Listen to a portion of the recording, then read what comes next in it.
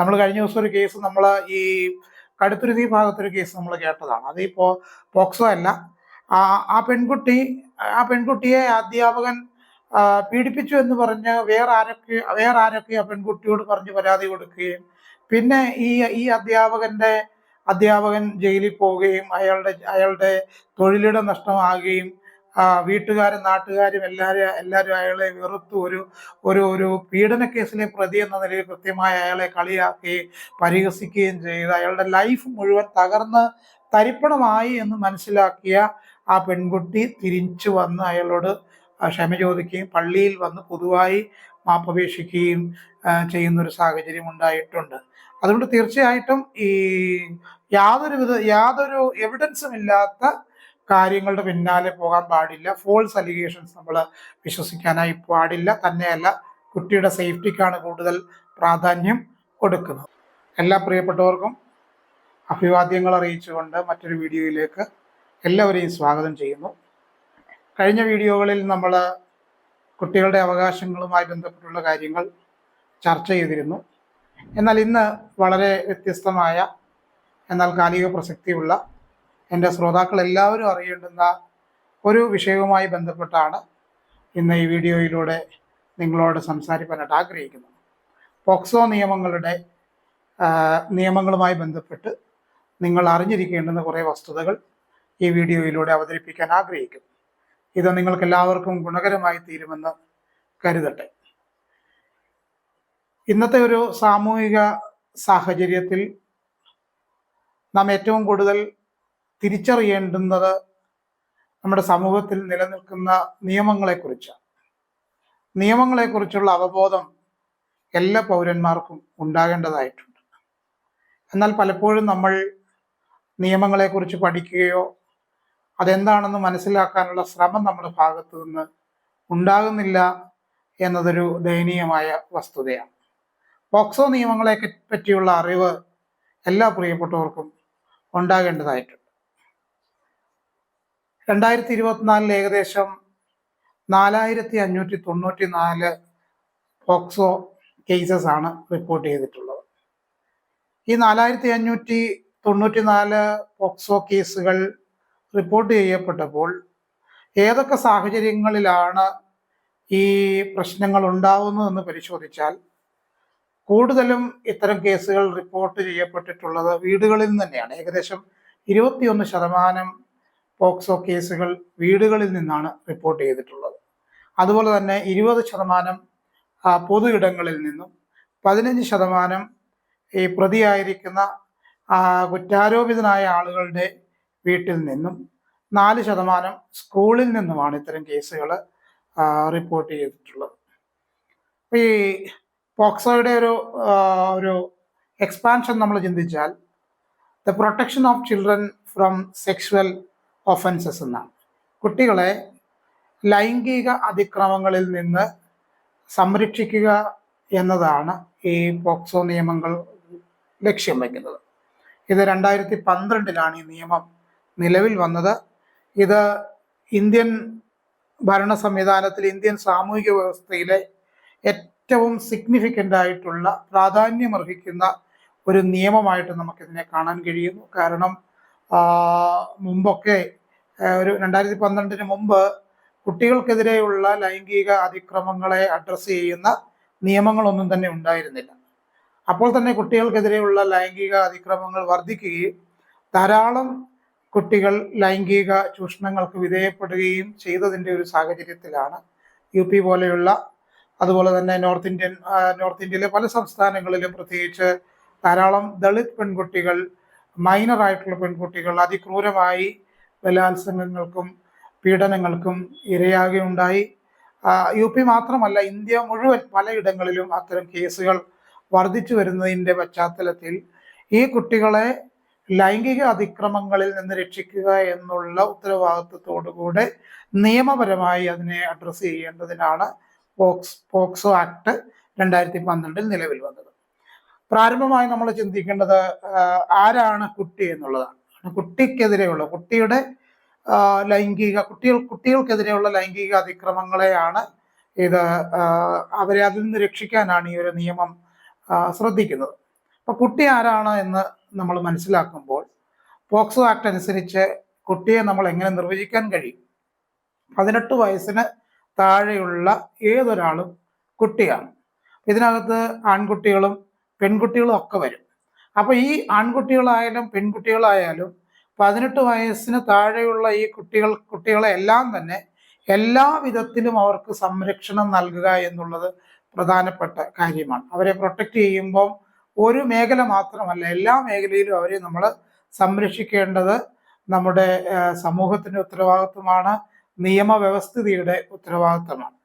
ഈ കുട്ടികളെ പറ്റി നമ്മൾ സംസാരിക്കുമ്പോൾ 18 വയസ്സിന് താഴെയുള്ള കുട്ടികൾ മച്ചുവേർഡ് ആയിട്ടുള്ള കുട്ടികളല്ല, അവർ ഇമ്മച്ചുവറാണ്. അപക്വമായി സംസാരിക്കുകയും ചിന്തിക്കുകയും പ്രവർത്തിക്കുകയും സഞ്ചരിക്കുകയും ചെയ്യുന്ന കുട്ടികളാണ്. സാമൂഹികമായി പല കാര്യങ്ങളെക്കുറിച്ചുള്ള അറിവ് അവർക്ക് ഉണ്ടാവുകയില്ല. വൈകാരികമായിട്ട് അവർ അപക്വതയുള്ളവരാണ്. അതുപോലെ തന്നെ ശാരീരികമായിട്ടും ആധ്യാത്മികമായിട്ടും ഒക്കെ ഇവർ അൺഫിറ്റാണ്. അതുപോലെ തന്നെ ഇമ്മച്ചുറാണ്. അതുകൊണ്ട് തന്നെ ഈ കുട്ടികളെ സംരക്ഷിക്കുക എന്നത് സമൂഹത്തിൻ്റെ ഉത്തരവാദിത്വം തന്നെയാണ്. മാതാപിതാക്കൾ അതിന് മുന്നിട്ടിറങ്ങേണ്ടതായിട്ടുണ്ട്.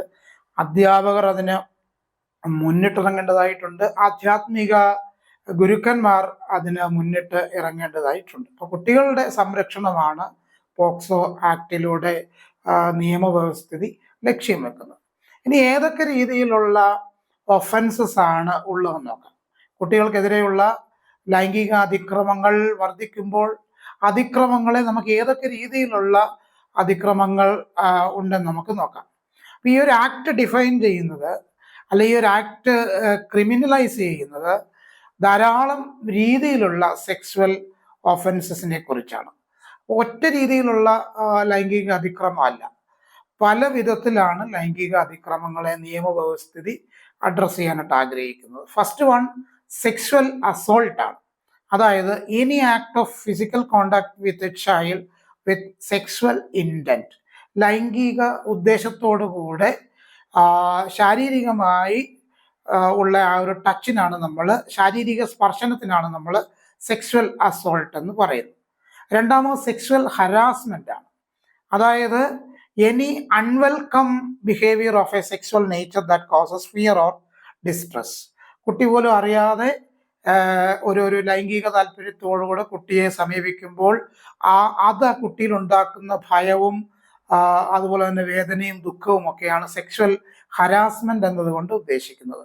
മൂന്നാമത് പെനിട്രേറ്റീവ് സെക്സ്വൽ ഒഫൻസ് ആണ്. Any act of involving penetration which is considered A more serious form of sexual abuse.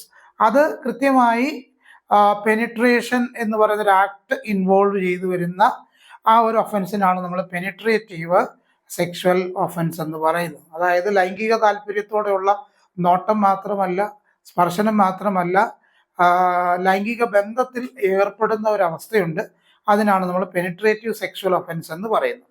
അതുപോലെ തന്നെ നാലാമത് അഗ്രവേറ്റഡ് സെക്സ്വൽ അസോൾട്ട് എന്ന് പറയാം. സെക്സ്വൽ അസോൾട്ട് വളരെ അതിൻ്റെ ഒരു മൂർത്തിഭാവത്തിൽ എത്തുന്ന ഒരു അഗ്രവേറ്റഡ് ആയിട്ടുള്ള ഒരു കണ്ടീഷനാണത്. അതായത് sexual offences committed under certain aggravated circumstances such as by a person in a position of trust or authority. നമ്മൾ വിശ്വസിക്കുന്ന ഒരാൾ, നമ്മളെ സംരക്ഷിക്കുമെന്ന് നമ്മൾ കരുതുന്ന ഒരാളിൽ നിന്നുണ്ടാകുന്ന ലൈംഗിക അതിക്രമമാണ് ഈ അഗ്രവേറ്റഡ് സെക്സ്വൽ അസോൾട്ടിൽ വരുന്നത്. അടുത്തത് ചൈൽഡ് പോണോഗ്രഫിയാണ്. കുട്ടികളെ ഉപയോഗിച്ചുകൊണ്ട് പോണോഗ്രാഫി നിയമങ്ങൾ, പോണോഗ്രാഫി വീഡിയോകൾ ചെയ്യുന്ന ഒരവസ്ഥ. ആ വീഡിയോകൾ ഉണ്ടാക്കുന്നതും അത് ഡിസ്ട്രിബ്യൂട്ട് ചെയ്യുന്നതും അത് കൈവശം വെക്കുന്നതും ക്രിമിനൽ ഒഫൻസ് ആയിട്ട് നമുക്ക് കാണാൻ കഴിയും. അപ്പോൾ ഈ ടൈപ്സ് ഓഫ് ഒഫൻസസ് എന്താണെന്ന് മനസ്സിലാക്കണം. പല വിധത്തിലുണ്ട്. സെക്സ്വൽ അസോൾട്ട് ഉണ്ട്, സെക്സ്വൽ ഹരാസ്മെന്റ് ഉണ്ട്, പെനിട്രേറ്റീവ് സെക്സ്വൽ ഒഫൻസസ് ഉണ്ട്, അതുപോലെ തന്നെ അഗ്രവേറ്റഡ് സെക്സ്വൽ അസോൾട്ട് ഉണ്ട്, ചൈൽഡ് പോണോഗ്രാഫി ഉണ്ട്. അടുത്തായിട്ട് നമ്മൾ ഈ ചൈൽഡ് ഫ്രണ്ട്ലി പ്രൊസീജിയേഴ്സിനെ പറ്റി പോക്സോ ആക്ട് കൃത്യമായിട്ട് പറയുന്നുണ്ട്. കുട്ടിക്ക് അവർക്കൊരു സൗഹൃദമാകുന്ന രീതിയിൽ കുറച്ച് കാര്യങ്ങൾ ചെയ്യണമെന്ന് പോക്സോ ആക്ട് പറയുന്നു. അതായത് ഒരു കേസ് വരുമ്പോൾ അതിനെ റിപ്പോർട്ട് ചെയ്യുമ്പോൾ, അതിനെ ഇൻവെസ്റ്റിഗേറ്റ് ചെയ്യുമ്പോഴൊക്കെ തന്നെ ഒരു കുട്ടി ലൈംഗിക പീഡനത്തിൽ ഇരയായിട്ടുണ്ട്, അല്ലെങ്കിൽ ഒരു കുട്ടി അത്തരത്തിലുള്ള ഒരു പ്രശ്നത്തിലൂടെ കടന്നു പോകുന്നു എന്നറിയുമ്പോൾ ആ പ്രശ്നത്തെ റിപ്പോർട്ട് ചെയ്യുന്ന, ആ കേസ് റിപ്പോർട്ട് ചെയ്യുന്നത് മുതൽ അതുപോലെ തന്നെ ആ കേസ് ഇൻവെസ്റ്റിഗേറ്റ് ചെയ്യുന്നതെല്ലാം തന്നെ വളരെ ചൈൽഡ് ഫ്രണ്ട്ലി അറ്റ്മോസ്ഫിയറിൽ ചെയ്യണമെന്ന് ഈ പോക്സോ ആക്ട് കൃത്യമായിട്ട് പറയുന്നുണ്ട്. അപ്പൊ റിപ്പോർട്ട് ചെയ്യുമ്പോൾ ആർക്കൊക്കെ റിപ്പോർട്ട് ചെയ്യാൻ പറ്റും? ഒരു കുട്ടിക്ക് ഒരു കുട്ടി ലൈംഗിക അതിക്രമം നേരിടുമ്പോൾ ഇത് ആർക്ക് റിപ്പോർട്ട് ചെയ്യാൻ പറ്റും എന്നൊരു ചോദ്യമുണ്ട്. പല ആളുകൾക്കും ഈ ഒരു കാര്യം റിപ്പോർട്ട് ചെയ്യാൻ പേടിയാണ്. ഭീഷണി പേടിയുള്ള ആളുകളുണ്ട്, മറ്റുള്ളവരെ ഭയന്ന് ജീവിക്കുന്ന ആളുകളുണ്ട്. ഞാൻ ഈ കാര്യത്തിലൊക്കെ ഇടപെടേണ്ട ആവശ്യമുണ്ടോ? ഞാൻ എന്തിനാ വെറുതെ ഇത്തരം കാര്യങ്ങളിൽ ഇടപെട്ട് എൻ്റെ സമയം കളയുന്നത് എന്ന് ചിന്തിക്കുന്ന ആളുകളുമുണ്ട്. അപ്പൊ ഇത്തരം തെറ്റിദ്ധാരണകൾ നമ്മുടെ മനസ്സിൽ നിന്ന് മാറ്റേണ്ടതായിട്ടുണ്ട്. നമ്മൾ കൃത്യമായിട്ട് റിപ്പോർട്ട് ചെയ്യേണ്ടതായിട്ടുണ്ട്. അപ്പൊ റിപ്പോർട്ട് ചെയ്യുമ്പോൾ ഒരു കുട്ടി ഇരയായി മാറിയിട്ടുണ്ട് എന്നുള്ള കാര്യം തീർച്ചയായിട്ടും പോലീസിന് നമ്മൾ അതിന്റെ അറിവ് നമ്മൾ നൽകണം. അതുപോലെ തന്നെ റിപ്പോർട്ടിങ്ങിന് ശേഷം റെക്കോർഡിംഗ് സ്റ്റേറ്റ്മെന്റ്സ് ഉണ്ട്. റെക്കോർഡിംഗ് സ്റ്റേറ്റ്മെന്റ്സിനകത്ത് ഈ കുട്ടിയുടെ സ്റ്റേറ്റ്മെന്റ് എടുക്കുന്ന സമയത്ത് അതൊരു പോലീസ് ഓഫീസർ തന്നെ വന്നെടുക്കണം.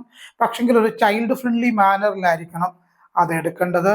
തന്നെയുമല്ല, ഒരു ഫീമെയിൽ ഓഫീസർ ഒരു ഗാർഡിയന്റെയോ അതുപോലെ തന്നെ ആ കുട്ടിക്ക് ഏറ്റവും അടുത്ത് വിശ്വാസമുള്ള ആളിനെ ചേർത്ത് നിർത്തി വേണം ഈ കേസിന്റെ റെക്കോർഡിംഗ് സ്റ്റേറ്റ്മെന്റ് എടുക്കാനായിട്ട്. അതുപോലെ തന്നെ ഇരയെ സംരക്ഷിക്കേണ്ട ചുമതലയും ഉണ്ട്. നമുക്കറിയാം, ഈ പോക്സോ ആക്ട് 2012 നിലവിൽ വരുന്നത്. അതിനു മുമ്പ് ഇവിടെ വിതുര പെൺകുട്ടി അനുഭവിച്ച പ്രശ്നങ്ങളുണ്ട്. അതുപോലെ തന്നെ കിളിരൂർ കേസുണ്ട്, കവിയൂര് നടന്ന പീഡനത്തിന്റെ കേസുണ്ട്, സൂര്യനെല്ലി കേസുണ്ട്.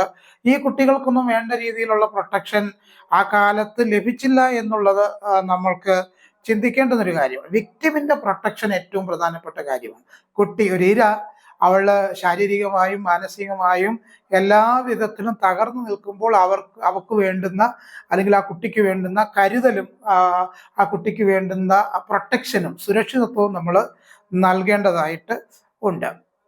അതുപോലെ തന്നെ കുട്ടിയുടെ പേരോ കുട്ടിയുമായിട്ട് ബന്ധപ്പെട്ടുള്ള കുട്ടിയെ ഐഡന്റിഫൈ ചെയ്യാൻ സാധിക്കുന്ന ഒരു കാര്യങ്ങളും പബ്ലിക്കിൽ അവതരിപ്പിക്കാൻ പാടില്ല. ഈ കാലഘട്ടങ്ങളിലൊക്കെ സ്ഥലപ്പേരൊക്കെ പറയാറുണ്ട്, പക്ഷെ അതുപോലും പറയാൻ പാടില്ല എന്നുള്ളതാണ് പ്രധാനപ്പെട്ട കാര്യം. അടുത്തതായിട്ട് നമ്മൾ ഇത്തരം കേസുകൾക്ക് പെട്ടെന്ന് തന്നെയാണ് വിചാരണ വരുന്നതും പെട്ടെന്ന് തന്നെയാണ് ഇതിന്റെ ട്രയൽ നടക്കുന്നതും വിധി പെട്ടെന്ന് തന്നെ വരാറുണ്ട്. ഈ ആക്ട് പറയുന്നൊരു കാര്യം, the establishment of special courts for the speedy trial of sexual offences against children. സാധാരണയായിട്ട് നമ്മുടെ നാട്ടിൽ ഒരു ക്രിമിനൽ കേസ് നടന്നാൽ സാധാരണ കേസുകൾക്കൊക്കെ അതിന്റെ വിധിയൊക്കെ വരാൻ ഒത്തിരി സമയമെടുക്കും.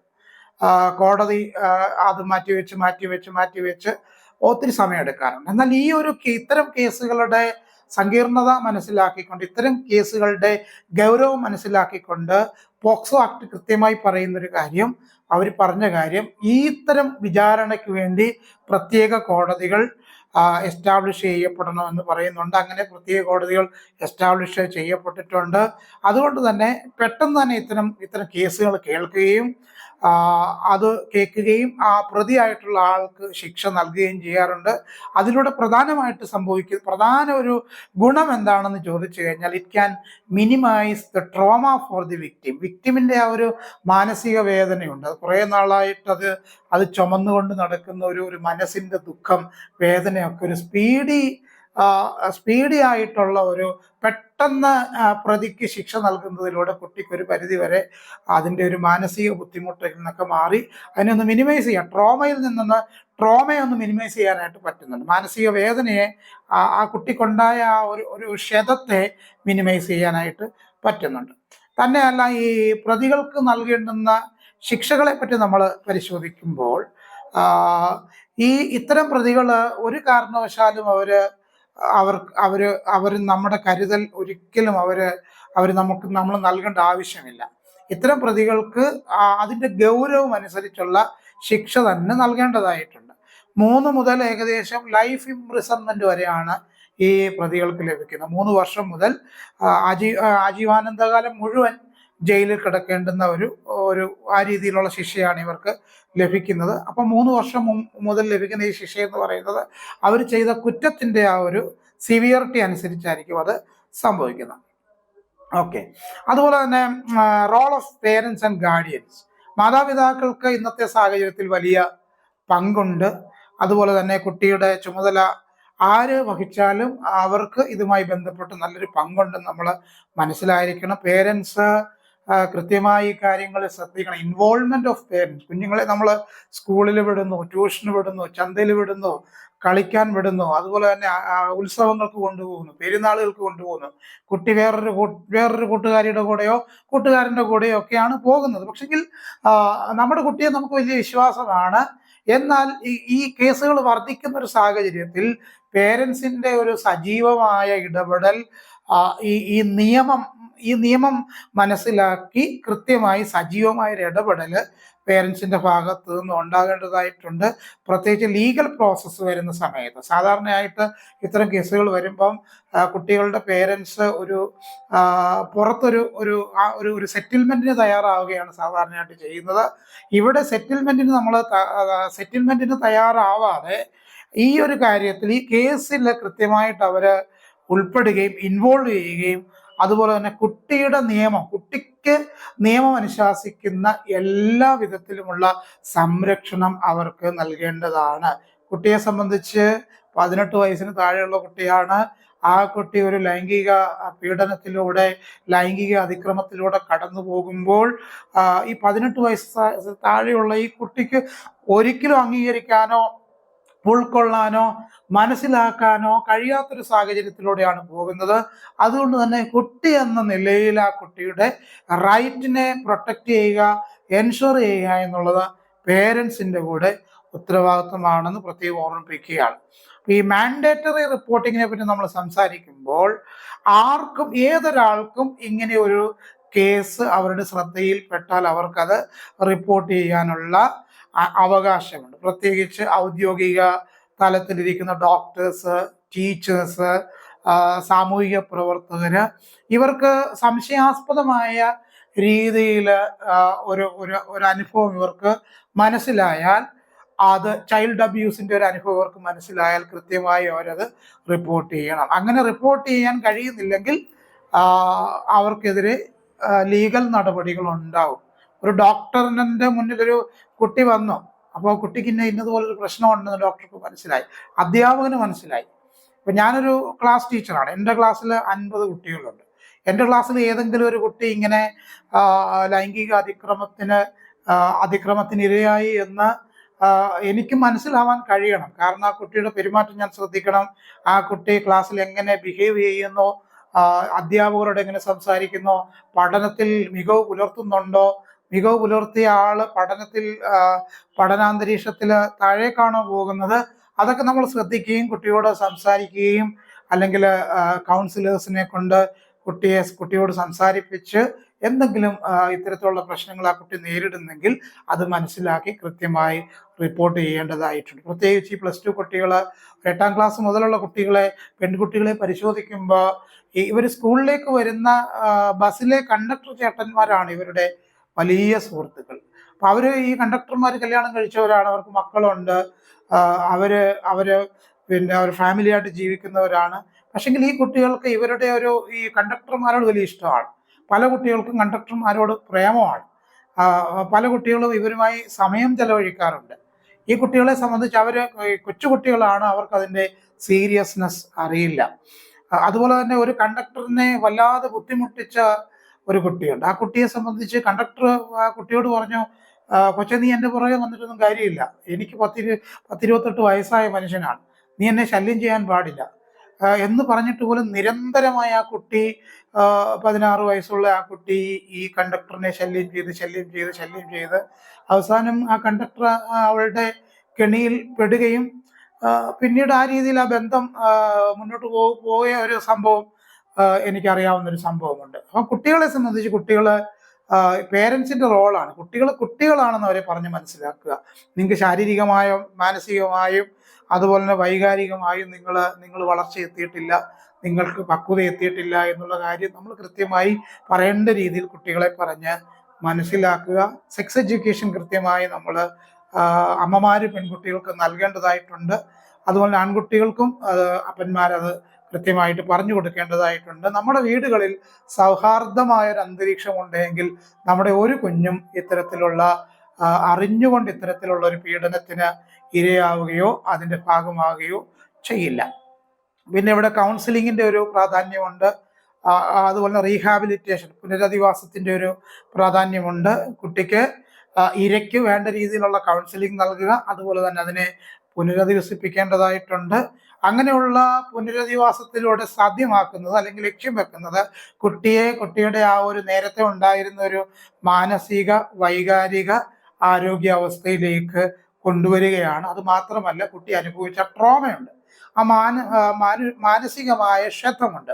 ആ ക്ഷതത്തിൽ നിന്ന് റിക്കവർ ചെയ്യുക എന്നുള്ളതാണ് ഈ കൗൺസിലിംഗ് കൊണ്ടും റീഹാബിലിറ്റേഷൻ കൊണ്ടും ആഗ്രഹിക്കുന്നത്. അടുത്തതായിട്ട് ഇതിനകത്ത് വേറൊരു പ്രശ്നമുള്ളത് ഈ പ്രിവെൻഷൻ ഓഫ് ഫോൾസ് അലിഗേഷൻസ് ആണ്. തെറ്റായ രീതിയിൽ ഈ കാര്യത്തെ ചിത്രീകരിക്കുന്ന ആളുകളുണ്ട്. ഇപ്പൊ അയൽവാസികൾ തമ്മിൽ എന്തെങ്കിലും ഒരു കേസുണ്ടെങ്കിൽ എൻ്റെ പെങ്കൊച്ചിനെ ഉപദ്രവിച്ചു എന്ന് വളരെ ഒരു വ്യാജ പരാതി അടുത്ത വീട്ടിൽ താമസിക്കുന്ന ആൾ കൊണ്ട് കൊടുക്കുകയാണ്.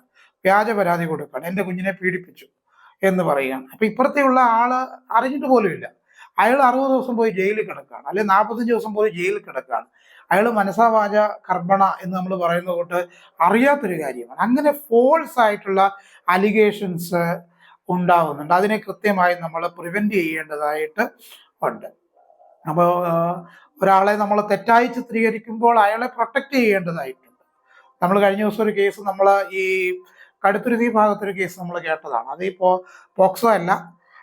ആ പെൺകുട്ടിയെ അധ്യാപകൻ പീഡിപ്പിച്ചു എന്ന് പറഞ്ഞ് വേറെ ആരൊക്കെ ആ പെൺകുട്ടിയോട് പറഞ്ഞ് പരാതി കൊടുക്കുകയും പിന്നെ ഈ അധ്യാപകൻ ജയിലിൽ പോവുകയും അയാളുടെ തൊഴിലിടം നഷ്ടമാകുകയും വീട്ടുകാരും നാട്ടുകാരും എല്ലാവരും അയാളെ വെറുത്തു ഒരു പീഡന കേസിലെ പ്രതി എന്ന നിലയിൽ കൃത്യമായി അയാളെ കളിയാക്കുകയും പരിഹസിക്കുകയും ചെയ്ത് അയാളുടെ ലൈഫ് മുഴുവൻ തകർന്ന് തരിപ്പണമായി എന്ന് മനസ്സിലാക്കിയ ആ പെൺകുട്ടി തിരിച്ചു വന്ന് അയാളോട് ക്ഷമ ചോദിക്കുകയും പള്ളിയിൽ വന്ന് പൊതുവായി മാപ്പപേക്ഷിക്കുകയും ചെയ്യുന്നൊരു സാഹചര്യം ഉണ്ടായിട്ടുണ്ട്. അതുകൊണ്ട് തീർച്ചയായിട്ടും ഈ യാതൊരു എവിഡൻസും ഇല്ലാത്ത കാര്യങ്ങളുടെ പിന്നാലെ പോകാൻ പാടില്ല. ഫോൾസ് അലിഗേഷൻസ് നമ്മൾ വിശ്വസിക്കാനായി പാടില്ല. തന്നെയല്ല, കുട്ടിയുടെ സേഫ്റ്റിക്കാണ് കൂടുതൽ പ്രാധാന്യം കൊടുക്കുന്നത്. സാധാരണയായിട്ട് ഈ പോക്സോ നിയമങ്ങളെ പറ്റിയൊക്കെ നമ്മുടെ സ്കൂളുകളിലൊക്കെ ആളുകൾ വന്ന് ക്ലാസ് എടുക്കാറുണ്ട്. ഞാൻ ഈ ഒരു വീഡിയോയിലൂടെ ആഗ്രഹിക്കുന്നത് പേരൻസ്, അതുപോലെ തന്നെ ടീച്ചേഴ്സ്, മുതിർന്ന ആളുകളൊക്കെ ഈ വീഡിയോ ഒന്ന് കേൾക്കുക. ഇതിൻ്റെ ഒഫൻസസിൻ്റെ ടൈപ്സ് എന്താണെന്ന് മനസ്സിലാക്കുക, ചൈൽഡ് എന്ന് പറഞ്ഞാൽ എന്താണെന്ന് മനസ്സിലാക്കുക, പോക്സോ നിയമങ്ങൾ എന്താണെന്ന് തിരിച്ചറിയുക. ഈ വീഡിയോ നിങ്ങൾക്ക് അനുഗ്രഹമായി ഗുണപ്രദമായി എന്ന് വിശ്വസിക്കുന്നു. മറ്റൊരു വീഡിയോയിലൂടെ നമുക്ക് വീണ്ടും കാണാം.